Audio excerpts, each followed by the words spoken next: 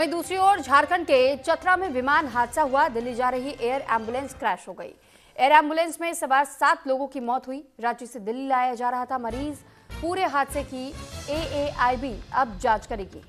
तो फिलहाल देखिए, पहला विमान हादसा नहीं है। जब इस तरीके के हादसों की खबर सामने आती है तो कई सारे सवाल खड़े होने शुरू होते हैं, और चाहे वो टेक्निकल एरर्स की बात आए या फिर मौसम की जानकारी को लेकर के बात आए कि आखिर क्या पहले से मौसम की जानकारी नहीं थी, क्योंकि इस मामले में भी ये बताया जा रहा है कि मौसम बिगड़ने की वजह से यह हादसा हुआ है।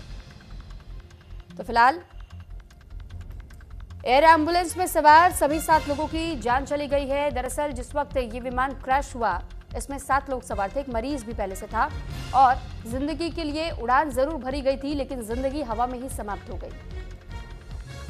क्योंकि जिस वक्त ये विमान हादसा हुआ, बताया जा रहा है कि मौसम में बहुत ज्यादा खराबी देखी गई, जिसके बाद बैलेंस बना पाना पायलट के लिए भी बहुत मुश्किल हो रहा था। दरअसल रांची से दिल्ली जा रही एक एयर एम्बुलेंस 23 फरवरी के दिन 2026 में का ये पूरा हम मामला आपको बता रहे हैं, जब 23 फरवरी के दिन अचानक से रात के समय में ही झारखंड के चतरा जिले में क्रैश हो गई। इस हादसे में बोट पर मौजूद सभी 7 लोगों की उसी दौरान मौत हो गई, जिसमें एक मरीज भी शामिल बताया जा रहा था। तो ये 3 अलग अलग तस्वीरें हम आपको दिखा रहे हैं। जब देर रात की तस्वीरें सामने आई, पहली तस्वीर में आप जरा देखिए इस विमान की हालत कितनी बुरी नजर आ रही है, और ये विमान की हालत देखकर भी हम समझ सकते हैं, दूसरी और तीसरी तस्वीर में भी, कि इस तरीके के हादसे में किसी का बच पाना बहुत मुश्किल हो जाता है। और इस हादसे में 7 के 7 लोगों के मारे जाने की खबर है। तो जानकारी आपको दे रहे हैं कि जिस दौरान यह हादसा हुआ था, बताया जा रहा है कि अधिकारियों की ओर से इस बात की जानकारी साझा की कि प्लेन ने मौसम की वजह से रूट बदलने की रिक्वेस्ट की थी, लेकिन उसके बाद संपर्क टूट गया। यह घटना एविएशन सेक्टर में सेफ्टी को लेकर के फिर से कई सारे सवाल खड़े कर रहा है। खासकर हाल ही में बारामती क्रैश के बाद से आपको याद होगा जब अजित पवार की दर्दनाक मौत हुई थी, क्योंकि जिस दौरान उनका विमान दुर्घटनाग्रस्त हुआ और उनकी जान चली गई, उसके बाद भी कई सारे सवाल खड़े हुए कि आखिर पहले से तमाम जानकारियां क्यों नहीं ली जाती। अगर एक विमान उड़ान भरता है तो फिर वो कई जिंदगियों को लेकर के चल रहा होता है। पहले से मौसम की जांच होनी चाहिए, पहले से टेक्निकल एरर्स को ठीक किया जाना चाहिए जांच करने के साथ ही। और एविएशन इंडस्ट्री पर भी ये एक बहुत बड़े धब्बे की तरह है, क्योंकि अहमदाबाद क्रैश हो या बारामती क्रैश हो या आप झारखंड से मामला जो सामने आया है,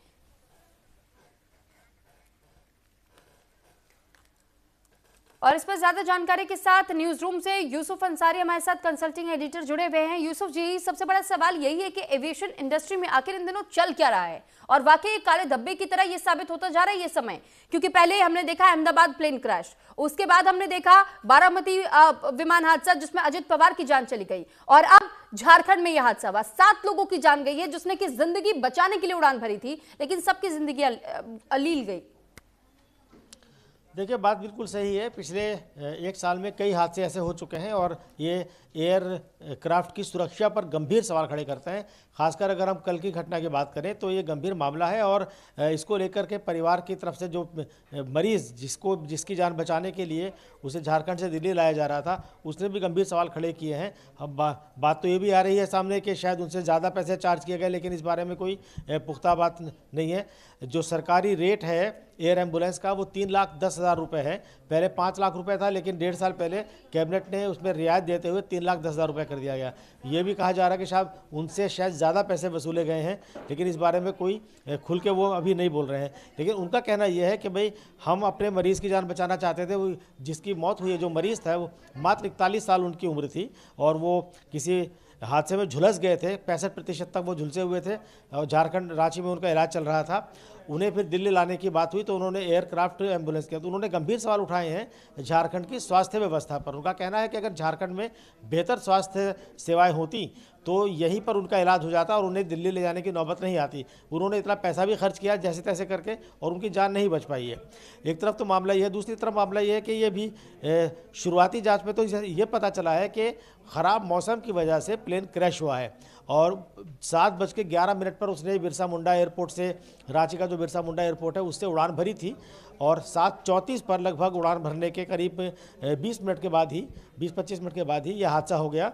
और घने जंगलों में चूंकि गिरा था तो रेस्क्यू ऑपरेशन में काफ़ी दिक्कतें आई, तो शुरुआत में ये पता चला है। बाकी DGCA इसकी जांच कराएगा, AAIB इसकी जांच करेगा, जो इन्वेस्टिगेशन ब्यूरो है, एयरक्राफ्ट एक्सीडेंट इन्वेस्टिगेशन ब्यूरो, वो हर क्राफ्ट क्रैश की जांच करता है। उस जांच के बाद पता चलेगा कि आखिर इसकी वजह क्या थी।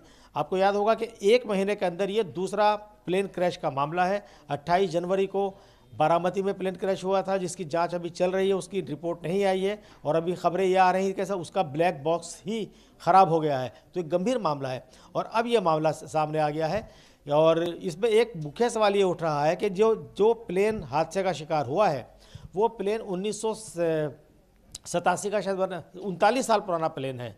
तो सवाल ये भी उठ रहा है कि एयर एम्बुलेंस के रूप में इतना पुराना एयरक्राफ्ट आखिर क्यों इस्तेमाल किया जा रहा है। ठीक है यूसुफ जी, लौटूंगे मैं आपके पास। नदीम जाफर जी वरिष्ठ पत्रकार भी हमारे साथ जुड़े हुए हैं। नदीम जाफर जी, एक सवाल ये भी जरूर उठता है कि DGCA की ओर से जांच की बात कही जाती है, लेकिन इन हादसों का इंतजार क्यों किया जाता है? पहले से अगर टेक्निकल एरर्स के बारे में जानकारी जुटा ली जाती, पहले से उस प्लेन के बारे में पता कर दिया जाता, तो फिर शायद इस तरीके के हादसे रोके जा सकते हैं।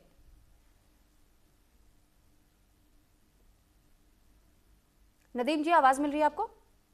जी, आवाज आ रही है जी।